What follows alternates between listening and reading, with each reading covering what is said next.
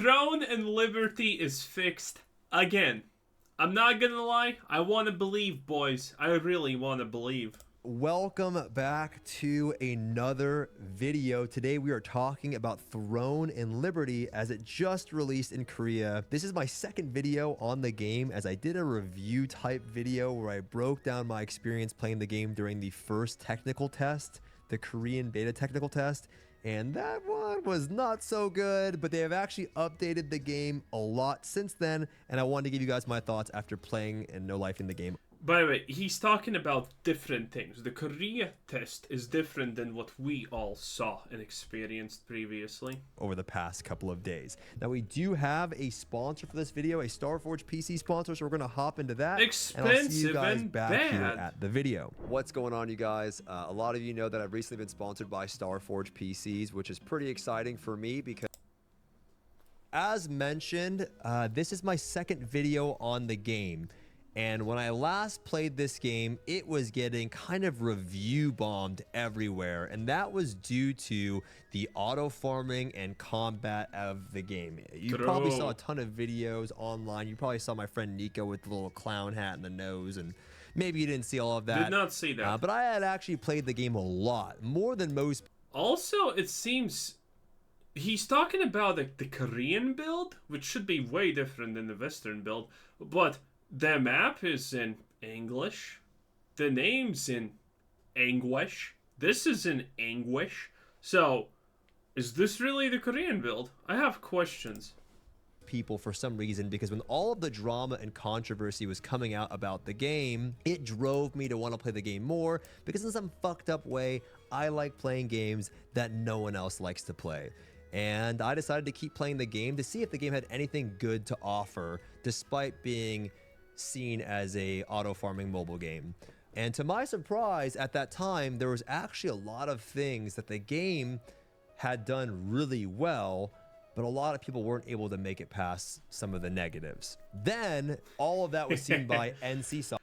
I mean, I completely understand anyone who did not get past the negatives, because the negative of being only forced to stand and not be able to auto-attack in any other situation is one hell of a big negative. I'm not gonna lie. That's literally game defining, okay? I cannot blame anyone who saw that and said, I'm out, this looks horrible. Imagine you having 100% full invulnerability if all you do is run. That's crazy. And this game had PvP. PvP! Where you have full where you have 100% invulnerability while running. That's crazy, dude. Soft, which is the developer for this game, and they had come out and said they're going to correct all of these things, and they heard player feedback. Well, the NDA Western beta happened, and I saw some, undisclosed footage from a couple of my friends that I won't say who. And the footage looked way different than when I had played. So I was like, okay, I gotta play the game on the Korean launch to see if it's any better. And to my surprise, the game is completely different. It looks good though. Look at this. Man. I don't know what they did. I don't know who they hired. I don't know who didn't sleep. But like everything that I had complained about at that time, I was right here at this area in the game. And I said, you need to fix so many different things if you want this game to be seen as a PC MMORPG. And I thought there was zero shot they could do that. Well, they fixed almost all of it. I mean, it is night and day difference from what I had played a few months ago, and I played it a lot. The first thing let's talk about is the combat. The combat is significantly better than when I last played. I mean, it is night. Oh yeah, look at that. Dude, this is all. I'm gonna play this. Look at it. This is already good enough to tell me, yeah, I'm gonna probably play this. Yeah, I'm gonna probably play this because of look at this. You can move and attack. That's great. And when we first knew that there's not gonna be any movement, a possibility. By the way, how do you make a game and think that not being able to move and attack at the same time is a good idea? How? Oh, and by the way, it looks like he is playing in, well, the Korean servers because people are speaking Korean, but why is his version on English, though? This makes no sense in my mind. But in any case, this is huge, boys. Obviously, this is absolutely ginormous, and it looks good. Man, exciting! I'm excited. Are you excited? I'm completely sold. I'm not gonna lie. This was because again, the if they remove the mobile thing and the not moving, that's it. You have a good base of a game. It's not gonna be versed in Starfield. It's not gonna be versed in a lot of things. So, bam. Day difference. Before, there was no movement in any of the skills, and you lacked a lot of AoE. I've played so many MMOs this year, by the way. Okay, I have played. You guys know I play Lost Ark. I am playing the current season of Dragonflight. I am playing The day before. SOD or Season of Discovery. I'm played MapleStory, a ton of Black Desert Online. Did I say that? Blue Protocol. I mean, I've played literally every MMO on the market this year, and this does not feel that bad. Now, if you're someone that look at this. This looks pretty juiced. only plays Black Desert Online for the combat, and that's why you play, you're not gonna like this game because all you care about is combat, and I totally get it. But the way that a lot, this looks satisfying, dude. Like, come on, look at this. Is someone unironically looking at this and saying like, no, bad? I'm saying no, good. of your skills work now and how they interact and how you acquire them, whereas before it was completely different. You had to craft them, it took forever. Right now I'm currently using the Greatsword, and I had mentioned this in my previous video that there was surprisingly a lot of depth to how some of the Greatsword plus daggers. Wow, interesting.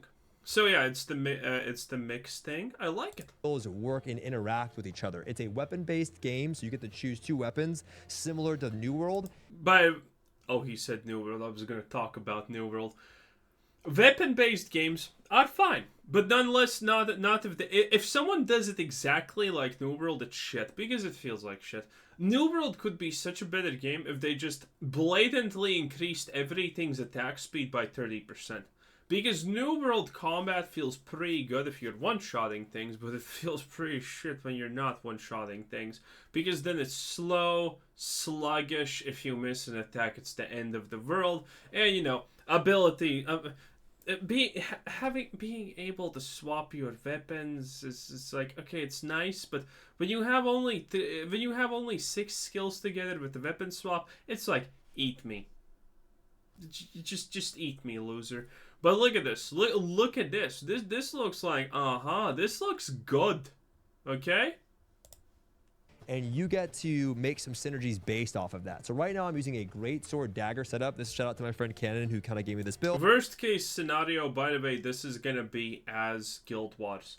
But then again, I do honestly think Guild Wars' weakest by far part is the skills.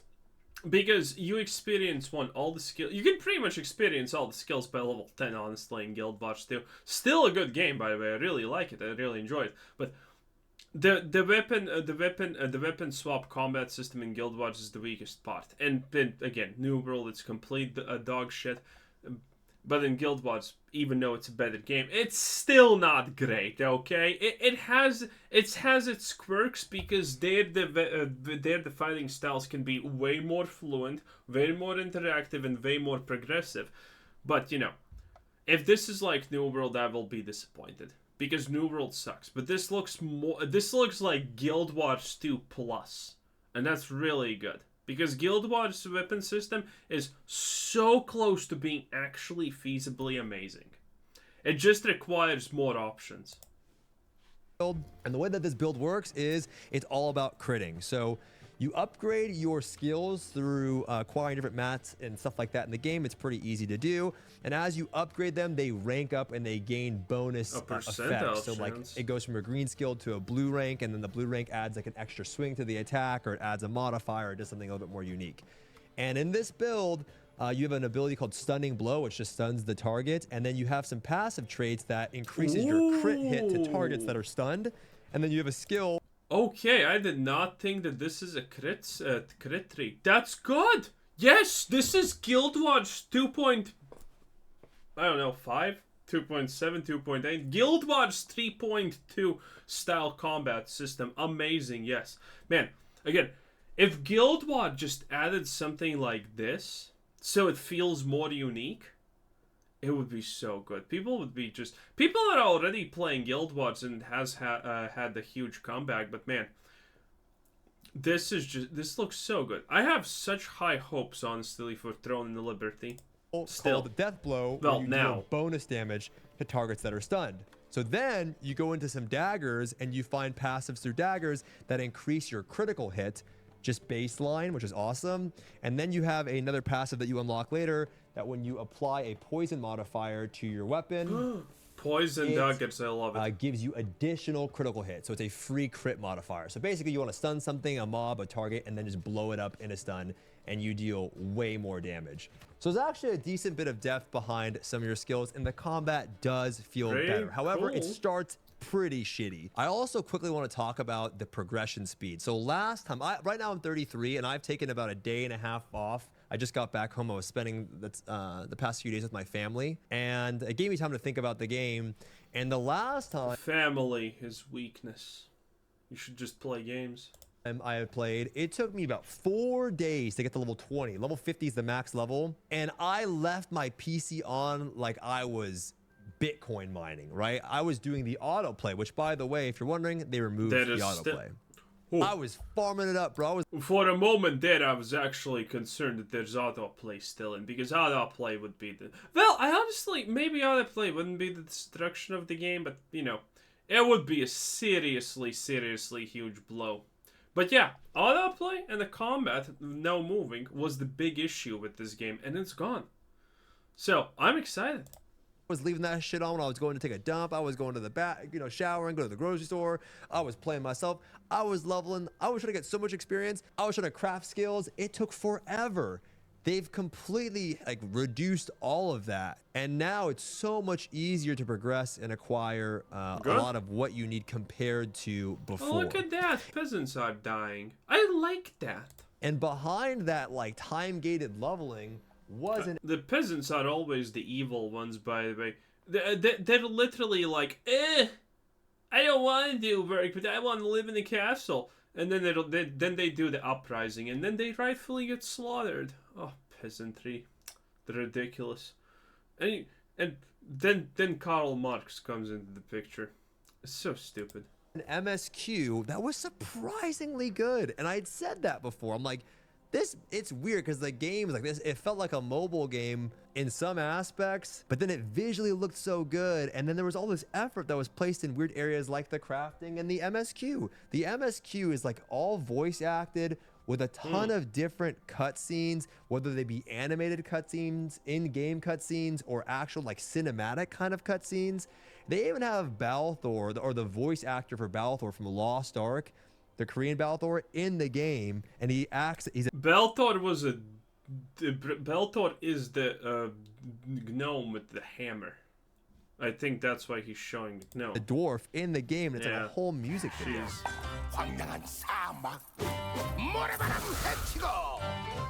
It's a decent MSQ. What? Compared again to most games that I have played this year. Now, I quickly want to say straight up, and I don't know if I've mentioned this so far, but I do want to talk about this idea that the game is not going to be for everyone. And I got to be careful as I'm talking about a lot of these things because I don't want... Listen, I don't want this to be another, this game respects your time, version 2. I'm not saying, you know what I mean?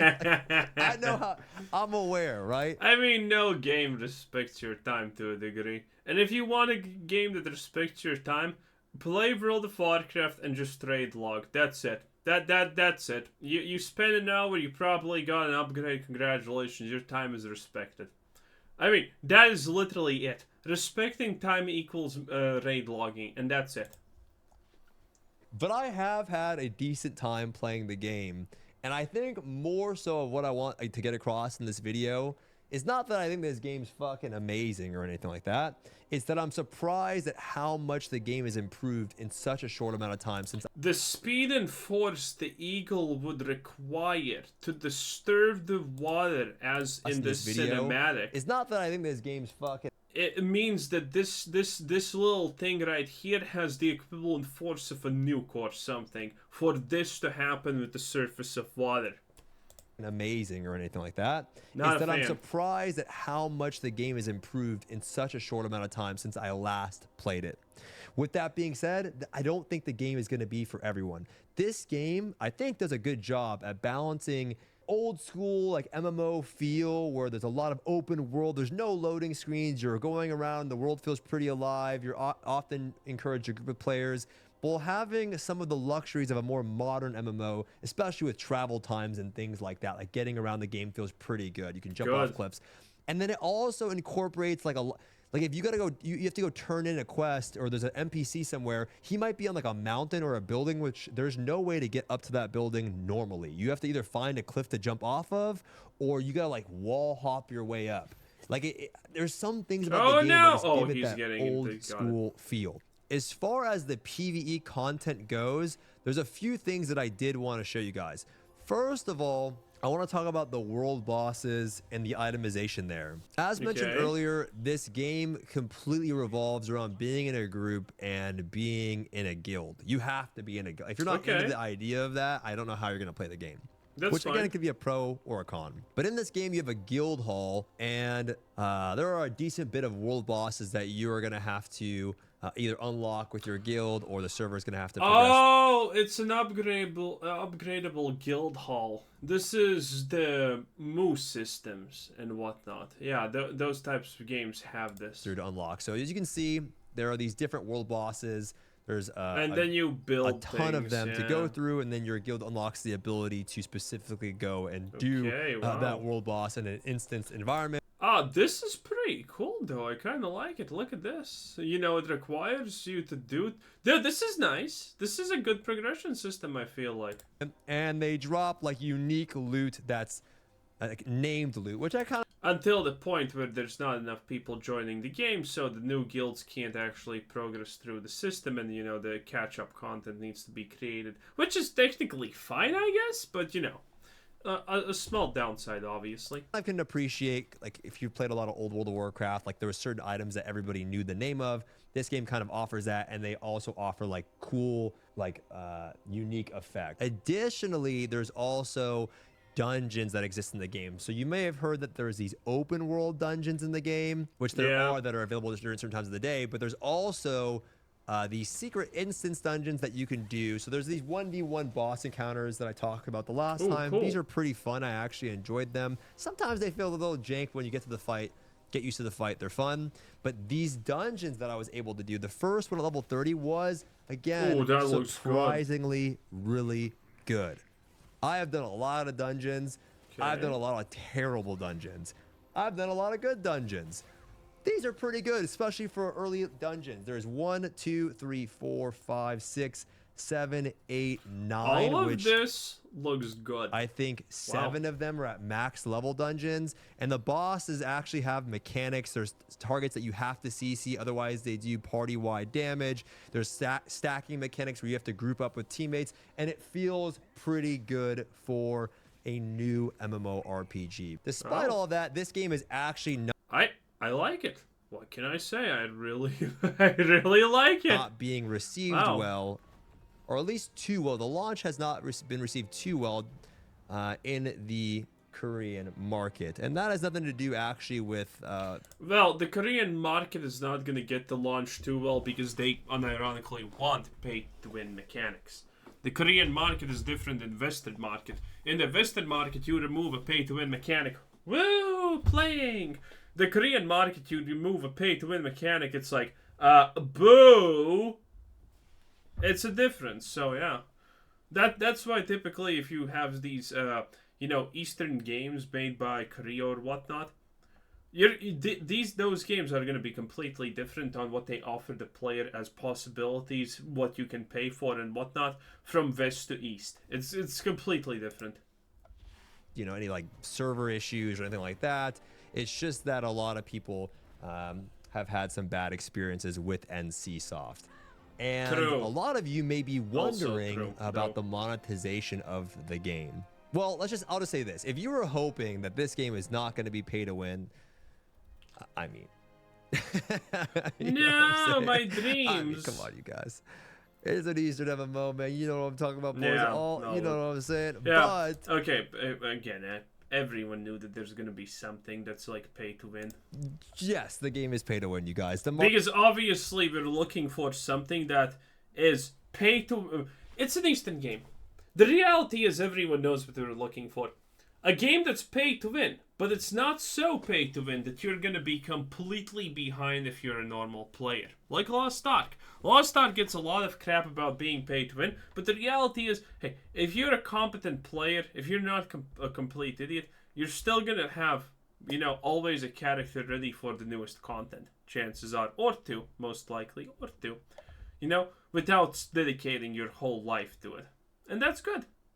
So if this is the same, I'm fine. Marketplace, you can straight up just buy. Like, the way that this works, to summarize it very quickly, is this marketplace kind of works like Warframe a little bit. It's almost like a real money auction house in that all of these items, you guys, that are posted, like a player posted, this weapon that they got from a world boss or whatever.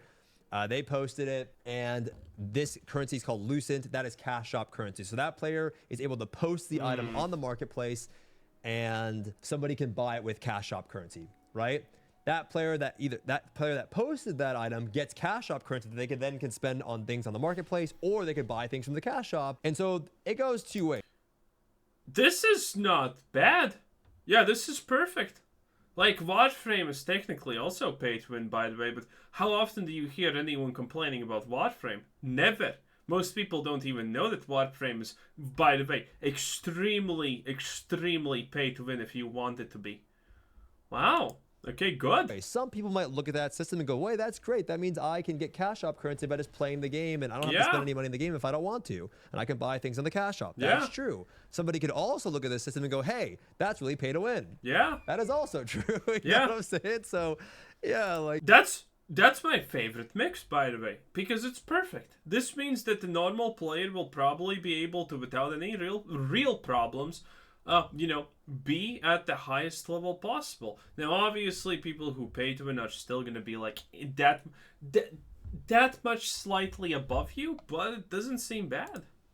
Hype. Like, I don't know what they're gonna do. I'm not sure how they're gonna. The battle pass is also a little pay to win. I'm sure Amazon will do some things to adjust it. Oh, battle pass, yeah, that's probably very pay to win. Oof. And make it a little bit more westernized or so, but I assume the game will still be pay to win.